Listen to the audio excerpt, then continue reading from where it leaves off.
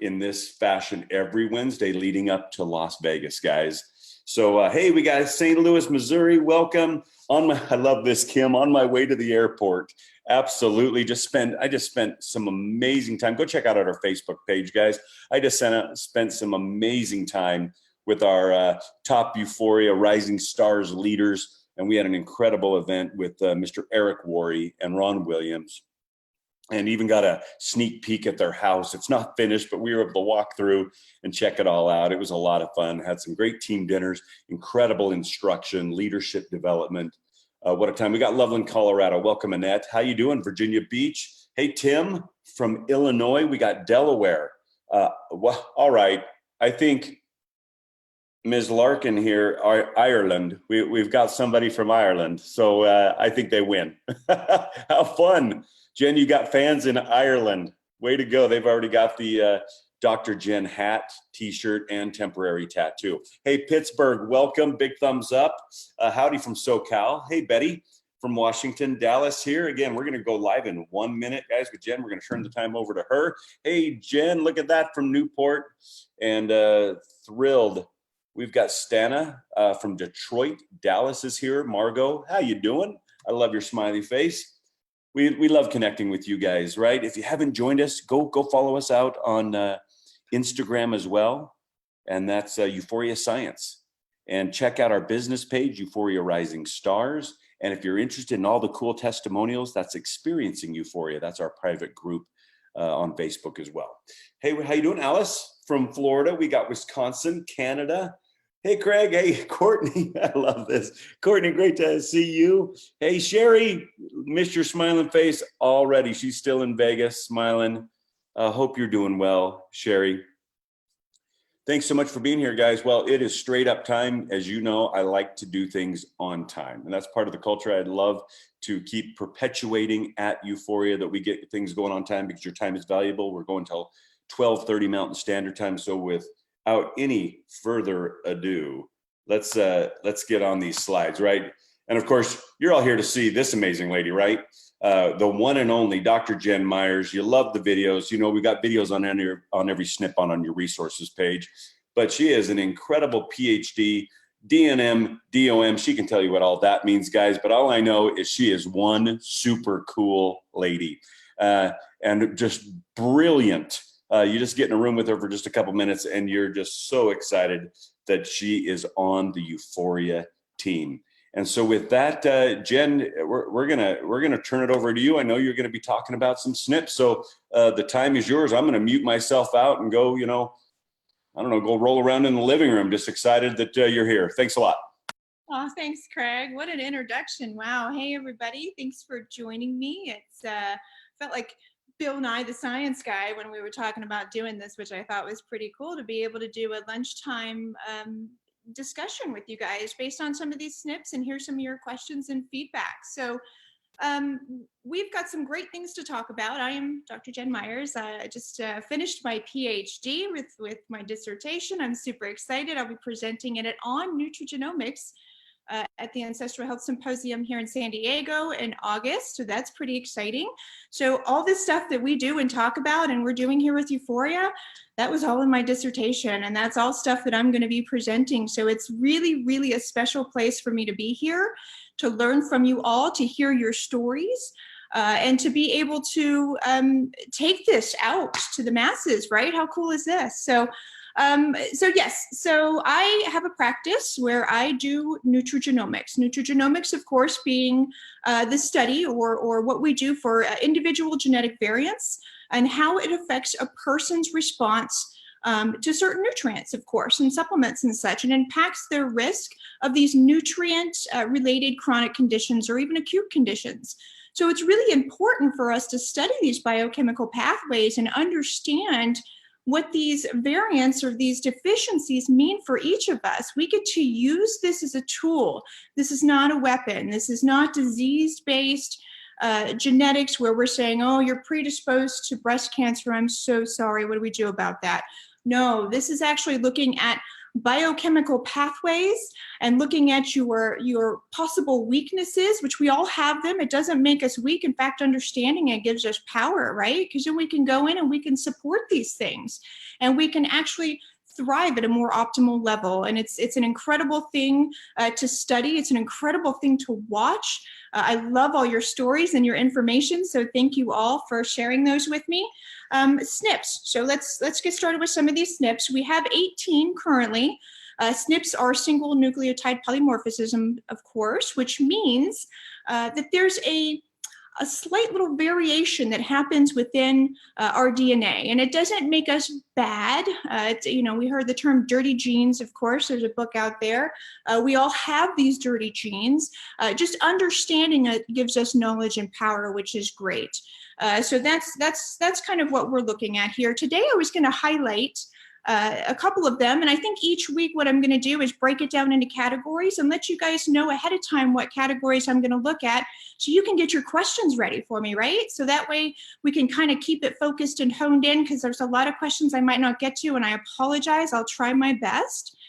So these 18 genetic SNPs, there is videos, Craig has as well, that he's got a slide here, videos of every single one of these that I've sat and recorded. So you can go in and hear a little snippet, a little snippet on these SNPs and try to understand them. But we're going to dive into them on a little bit deeper level here, which is way cool. So I'm also going to give you guys some of my gems, some of my clinical gems, some of the things that I see and some of the things that we get people to benefit from by looking at these genetic weaknesses. So the first ones I kind of want to go over, the ones in the middle here, we've got the 2 MTHFR genes and the MTRR gene. I'm going to stick to what we call methylation today, right? So methylation is pretty important. You want to know why? It's our gasoline. Right? We all need gasoline. Our cars need gasoline. So it's important for us to be able to put the right amount of energy in our cells so we can start all the 250 plus biochemical processes that we need to do on a daily basis. This is really, really important. So taking these methylation genes like MTHFR, which looks at our folic acid to folate receptors, as well as our MTRR, which looks at homocysteine and B12, allows us to see what type or what form of these B vitamins we actually need to be able to get it into the cell, to be able to start the chemical processes that are necessary for everything we do. Gasoline is important, right? That's how we get up in the morning, we get going, and every single one of us has a percentage of what we call efficacy, meaning how much methylation or gasoline we actually have. Some people, I've seen patients in the teens, I'm talking 18, 19% efficacy. I've seen some people at 80%. So all of us are different, which is the beauty of all this, right? So we get to see that and we get to see where your hiccups are and go in and kind of say, okay, support these guys, right? These genetic SNPs are individual ingredients, if you will. It's like baking a cake. You take your sugar, you know how much, you know what kind you're going to use. You take all your different oils. You're going to use coconut oil. Hopefully you don't use canola oil. Or what kind of oil are you going to use and how much? That's exactly what this is. It's taking the specific amount of something that our body needs and is required to be able to do all these processes, putting it together to make us. It's a recipe, right? Which is kind of neat. And kind of the way I explain it to my patients as well. I've got some great little pages and papers I can share with you guys too that I'm super excited about. But the thing that I love about this and Euphoria and what this stands for is nutrition's elegance, right? Nutrition is absolutely elegance. There's an order to it. It's not just going out and taking all these different things and expecting your body to respond well to it. There's an order, there's an elegance to it. So methylation, the first thing I kind of want to talk about, again, being your gasoline, and that's those B vitamins, right? B9, which is folic acid, which conforms in this pathway to these different things, folic acid, folinic acid, 5-methyl-tetrahydrofolate, all these different processes that happen to make folate, an active form of folate, so we can use it by the body. And then, of course, MTRR being B12, to be able to get that into the cells so that we can start those processes as well. All that's important. So methylation, I have my notes here because, man, I read a lot of notes. And there's going to be a time where I'm going to get you guys in the office. I'm going to get on the whiteboard and I'm going to start drawing. So we're going to have a good time. We'll draw happy little biochemical pathways. But so methylation is important. Why is it important? Like I said, it's important for over 250 biochemical processes within the body, right? So with some of its major functions that it's required to do, our immune system, detoxification, a repair of our DNA. That's really important too, right? Neurotransmitter production, cell turnover. I did say happy little, you caught that. Our energy, our mitochondria, right? So mitochondria is precursed by our methylation, by these B vitamins. That's how important they are. As well as, I think I said already, but our immune function, our gut, our brain, our nerves. There's so many different things, growth hormone that's important and comes from these B vitamins to be able to drive them into the cell at the active amount, in the right amount, at the active form, and be able to use them so we can do everything that we do on a daily basis. So methylation is extremely important to us, right? It's looking at all of our genetic variances and weaknesses and pretty much throwing you a rope, pulling you out, being able to help your body support your body on a wellness and a foundational level. All that's really important. So some things that I wanted to kind of go over today as well. I wanted to show you guys something, if you don't mind. And I'm going to try to be hard to see this, but so some of the biochemical overview of methylation deficiency, right? So if we don't have a good methylation process, some of the things that can happen is pretty extensive. You'd be surprised. So I don't know if you guys can see this. I'm going to put it up here. But that's a lot of stuff, right? So I have all these cool little notes that I've come up together. Maybe one day we can all sit down and go over them. But in other words, it controls your sleep. It controls your emotional stability, right? It controls your fine motor skills and things like that as well. Your steroid production and metabolism, your mitochondria, your T cell immune system. All these things are important from these two B vitamins. So I like to show my patients what we call the bucket theory, right? So what we're showing here is you've got this methylation supply here, right? So this guy here, okay, goes into the immune system, right? The immune system is extremely important. You know what happens within the growth hormones in the immune system? Our micro and our macronutrients absorptions, our vitamins, our minerals, our food, right? Everybody thinks, oh, I can just eat all the food I want and a healthy matter and I'm gonna be just fine. And actually that's not the case, unfortunately. We wish that was, but it's not. And then it goes into our immune system and then goes into our dopamine production, which has a lot to do with our neurotransmitters and how we feel. So yes, I know you can only see Craig's screen and I apologize for that, Leslie, but I think it was easier. We're just kind of going unplugged, going live, just kind of sitting here chit-chatting back and forth. So we didn't want to make it super formal. I'm serious for all about 5 minutes and then I start to get a little jokester, but this is a serious conversation. So we thought we would just leave this up here. And that way we can kind of talk about different things without having Craig trying to keep up with me because my brain works at a very high rate, unfortunately. Okay, so methylation being super important, right? All those biochemical processes within the body. So folate, folic acid, that conversion, B12, all that's important. So when we think about things like folic acid, people say, well, can I just take folic acid and be healthy and be okay? Well, folic acid is actually water soluble, right? Folate is fat soluble. What are our cells made of? What's our brain? What's everything covered in? It's covered in fat. Oil and water don't mix, right? So we need to convert this into an oil kind of base. We need to convert folic acid into folate so we can get into the cells so we can actually benefit from everything that we need to do on a daily basis. So that's super important to know as well, as everybody thinks folic acid, you can take that, and it's not that it's gonna be toxic necessarily. If you take folic acid, it's just that it's not gonna mix well. And that's why I say oil and water don't mix. It doesn't mix well, it doesn't get into the cell, it doesn't drive it home. So that way we're able to start all these biochemical processes. So it is important that we get the right form and the right amount to you guys. And that's what this is doing. That's what makes nutrigenomics so unbelievably cool. I had a lot of people say, well, what about blood work? Can I just get my folic acid level done and know how much to take? Yes and no. It's a good guide. It's good to know how much is in the bloodstream, but what it doesn't tell you with blood work is how your body processes it, breaks it down, and absorbs it. That's what we're missing. So when we check these levels through blood work, which I still do, and it's important so we know we're giving the right amount and the right dosage, we don't understand how it's actually used once it gets into the body. And that's why it's so important to understand our genetic predispositions and understand how the biochemistry of our body starts to works or doesn't work, right? Because we all have these cracks in our foundation. It's just who we are. It's just understanding and knowing those so we can support them is what's most important and healthy. So within this MTHFR gene, there's two of them, right? So some people say, oh, there's two. Why are there two? Two of them are very important. There's actually more than two, but we look at 1298 and 677, which are just two different types of variants. One of them is a little bit more important than the other, but together, man, they're a powerhouse. So that's why they both have to be there. Just think, if you have a homozygous red, if you have red in both of these guys, that gives you a 70% deficiency of methylation right off the bat. So how important is it for you to take all these particular nutrients to help enhance that? That's super important. So just knowing and understanding that gives us power. And that's why I say that genetics should never be a weapon. It should always be a tool.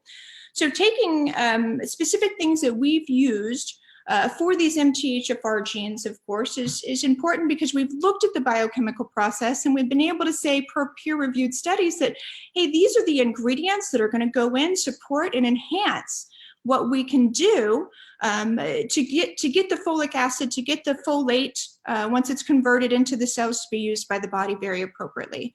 So MTRR, and we'll go back and I can answer more questions about these, but I want to get through the two SNPs at least because I can ramble. So I want to make sure I get through them.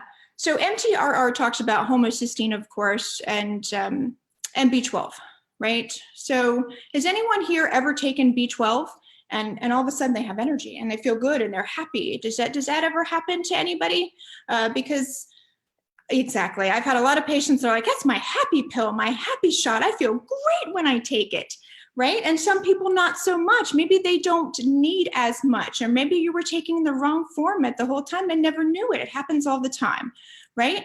So MTRR looks at how we can break down and use B12 in the body to get into the cells to start the biochemical processes. So we want to make sure within that pathway, because let me see, I have another picture here. MTRR is important, but so is MTHFR, and they go hand in hand. And you can see here, I'm going to hold it up right there. So you can see in these wheels how important MTHFR and MTRR are together to be able to make the proper homocysteine so that we can get into the cells so that we can utilize these at the right level and start this process. I mean, just looking here, this is the kind of another little chemical process that we break down of just B12 alone. B12 alone, that's just a section of it. So you can imagine how much actually happens. And it's not just taking B12, it's breaking these things down and looking at the best way to give it in the best delivery form. We can look and see whether your body's going to benefit from injection versus sublingual versus tablet. I mean, we can get that specific, which how cool is that? But MTRR being very important, it does precurse a lot of things as well. It gives us energy. Like I said, it is our gasoline, especially when it comes to methylation. We want to make sure we have enough gasoline to get through our day. And if we're lacking in gasoline because we have these genetic variants here, then we need to make sure we give you the right form and the right amount so you can get through your day, which is really important. It's like pulling up in your Porsche to the gas station, not knowing what kind of gasoline you're going to put in. So you grab a diesel and you've got a regular engine and you're putting diesel in there because you know what, you don't know. But how do we know? Because we're given these instruction manuals from the manufacturer. This is your instruction manual.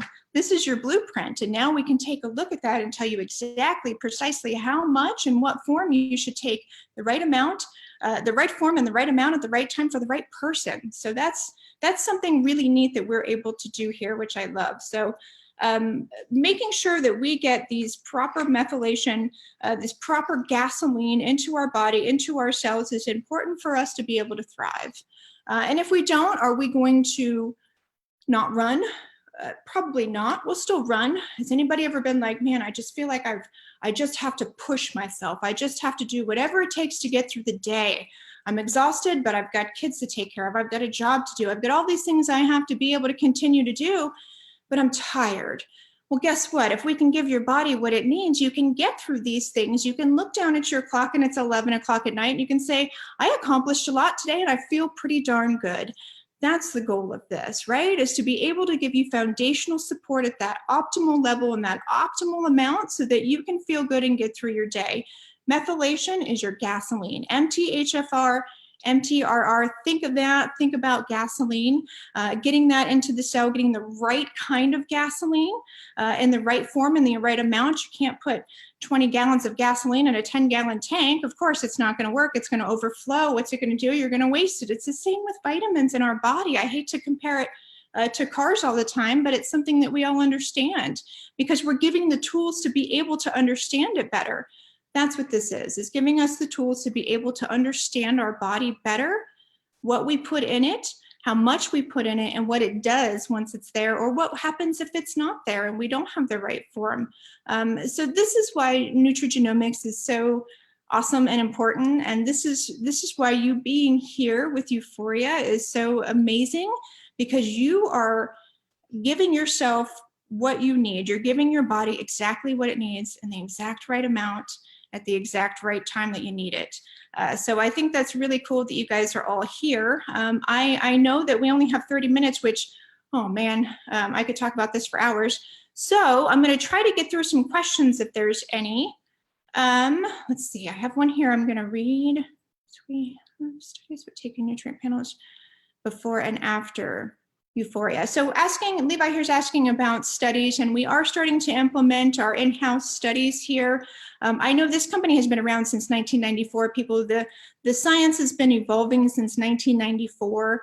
And even if I were to think about it 5 years ago when I started really getting into nutrigenomics and SNPs and genetics to where we are now, there's some SNPs that we thought did one thing and now we're realizing it does something totally different. So there's a lot of studies and a lot of science and a lot of things that have already happened, but we are going to get more involved into studies and stuff within the program so we can go ahead and hopefully deliver some of that information. FUT2 is about B12.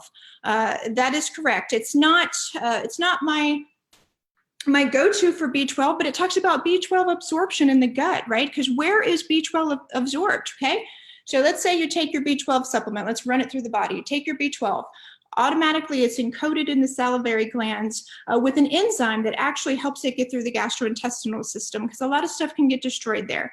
Goes through the gastrointestinal system, through the stomach into the small intestine. And the small intestine, it's bound with another gene, TCN2, and gastric intrinsic factor, so that it can bind together and it can be absorbed into the bloodstream. So FUT2 helps with that good, healthy gut bacteria so that our body can absorb B12 on a much more efficient level. So thank you for bringing that up, Courtney. You're right. That is related to it as well, and that's how I hope that made some sense. Try to do it on a shorter explanation. Let me read this one from Linda. Beginning that you have patients. Yes. Okay. How are we measuring this clinically? Because we're taking the pathway, and within the pathway, I think I have this, Linda, which is kind of cool. We're able to break down the percentage of what this means to you within your body and how much of a deficiency you actually have based on different types of SNPs. So if I can't find it, I apologize. And if you come to Vegas, find me. I'll bring all this stuff with me. Here it is. And as you can see, I make lots of notes. So there's these there's these yellow little boxes. They say 10%, 20%. That's me adding up and being able to add up the efficacy of, or how much that actually is deficient if you have these genetic SNPs, whether it's yellow or red. So we don't only look at just the SNP and the variant if you have it, we look at whether it's yellow heterozygous or red homozygous, and we could take a percentage off, start at 100, work our way down, and we can see exactly your efficacy or how much gasoline you have every single day when you wake up in the morning, which is really cool to be able to tell patients, hey, you wake up with a half a tank of gas. How do you feel about that? And they say, you know what, you're right. Right around 12 or 2 o'clock, man, I crash. So that way we know, okay, you know what, it is affecting them, and let's go ahead and make them, give them what they need, give them the proper gas in the right amount. Sublingual versus capsules or powder, it depends, right? So some people do really well on sublingual. Sometimes with sublingual, it depends on the manufacturer. Also, being a formulator, I know that certain products don't say what they should have in them, and they're not absorbed very well. Is it carried with a fat? Is it carried with water? There's so many different components there, which is why I love Euphoria, because all that's taken into consideration. So my thought on that, it depends. It depends on what genetic variants you have, and it depends on what kind of supplementation and what the manufacturing brand and the source is. Difference between efficacy and B12, a capsule and injection. How do we know which one we need? Everyone's going to benefit from an injection, right? So if you want to do a monthly B12 injection, Annette, go right ahead. It actually will probably do you some justice. The taking the B12 every day is exposing it to your body daily, which is a powerful thing. Taking injections just once a month, even if you do once a week, you get that shot, the body absorbs it, but being able to take that on a daily basis is kind of important. Which MTHFR is more important? That would be 677, which I have to pull up the RS number. Those are a lot of numbers in genetics, so it's hard for me to remember all of them. But 677 being the most important, 1298 being important, but not as, if I should put it that way. So just to give you guys some percentages for those of you who like to have that, MTHFR 677 in the yellow is 40% right off the bat, and 70% if it's red. So that's a huge dip from an efficacy. MTHFR, the 1298, is 10% in yellow or heterozygous and 20% in homozygous or red. Put those together and that's a huge hit, right? So we want to make sure we give the body exactly what it needs. Sure, it's great to take omegas, right? We love omegas. Omegas are great, healthy amino acids and fats that we can use to help decrease inflammation, support the brain. The brain's 95% DHA, so taking DHA is going to be great. It will help with bone and joint support. Some, yes. There's some other ones that I like better. But for me, what do I use omegas for is for patients with cognitive decline or say they have brain fog or don't feel like that they're as sharp and as crisp as they used to be. Also use it for kids for developmental. It's very important for that. And as well, just for overall health and wellness, I think omegas are very important. Concerned about vitamin K1 nutrition. That's gonna, Dr. T, there's gonna be a revamp there. And once we get more involved in that or I have an answer, I'll let you know. But just to let you know, there will be a revamp there. If I have a red, so I didn't take additional. No, because we're taking, so Ron, if you have a red, you don't have to take additional because we're going to put exactly what you need in your nutrition. And that's the beauty of this is no, we're not just looking at your genetic variants and SNPs. We're looking at, is it red or yellow? Because you're going to get more or a different form if it's one versus the other. So we can be that precise. Over-the-counter B12 shot available. I haven't seen an over-the-counter one, Annette. It usually has to be prescribed by your practitioner or physician. So I don't think there's a B12, if you mean by shot injection, over the counter, I don't think you can get it OTC. I think you have to get a prescription for it. And make sure if you do something like that, you get methylcobalamin. Do not do cyanocobalamin at all. That's going to go against everything we're doing here. It's just not going to be absorbed or work well. Okay, I think I'm caught up. Am I caught up, guys? How to spell methyl? MTHYL-COLOBAMIN, something like that. So I do not to take any additional supplements. You mean in general? I can't answer that. You may have to take other things. This is looking at different heavy hitter SNPs and pathways and saying this is what you need. Of course, we always recommend that you follow up with your practitioner or physician to have blood work done. Bring this to them, guys. Introduce them to it. Some of them might be closed-minded to it, and that's okay. It'll come out.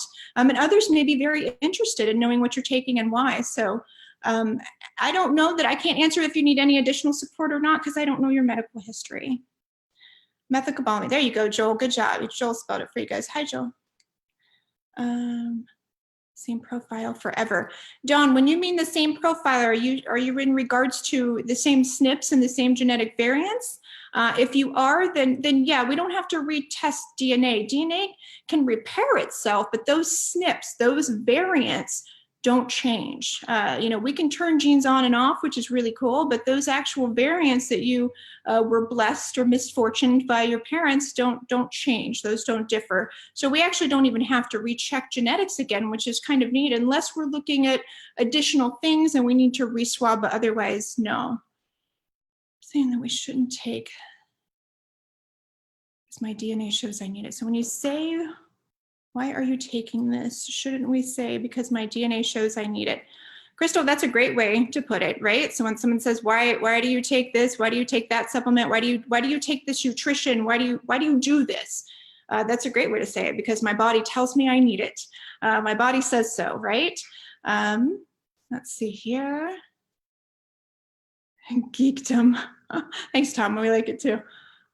Green means that you don't, it's called wild type is what I call it. It means that you were not given a copy of this variant or this SNP in a different form, right? That's different than what it's supposed to be from either one of your parents. Does it mean that you don't need it? No, it doesn't. Because if you think about it, right, the VDR TAC gene or the VDR gene, the vitamin D receptor, you could have a green in that, but still be low in vitamin D. So if you get back your blood work and your vitamin D is 20 and your practitioner says, hey, I want you to take some vitamin D, it just means it's low, but it's not due to genetic predisposition. There's another reason why it could be low. So just because your genetics don't say you have to have vitamin D doesn't mean that you can't be deficient in it and you don't need it, if that makes any sense. So these are genetic predispositions. Things can happen without you being genetically predisposed to it. Things can also not happen even if you are genetically predisposed. So it's information that we want to have. And what we're looking at here with Euphoria are these actionable genes that we can actually support and do something about. So that's the neat part of this. Dr. the panel. Crystal, I highly agree. I do genetics and blood work on every single one of my patients. So ask them for a micronutrient, vitamins and minerals. Make sure that everything looks good. Do your basic, CBC, CMP. Absolutely, I would ask them to do some blood work on you as well. So what is you taking cyanocobalamin version? Why is it in the pretrition? It's actually not anymore. So the cyanocobalamin has been changed to methylcobalamin. It's not going to hurt you, but a lot of people don't absorb it and use it well, so that change had to be made. You have AFib. Which SNP do you look at? There's not a particular SNP necessarily for AFib. There are that related to AFib, but what we look at are the cardiovascular SNPs, as well as things like this. These methylation ones, right? They can lead to cardiovascular disease, MTHFRs and such. So AFib is a symptom of something, right? So it's not the cause of, it's a symptom of something that's not right biochemically in the body. So it's 12:30, all right.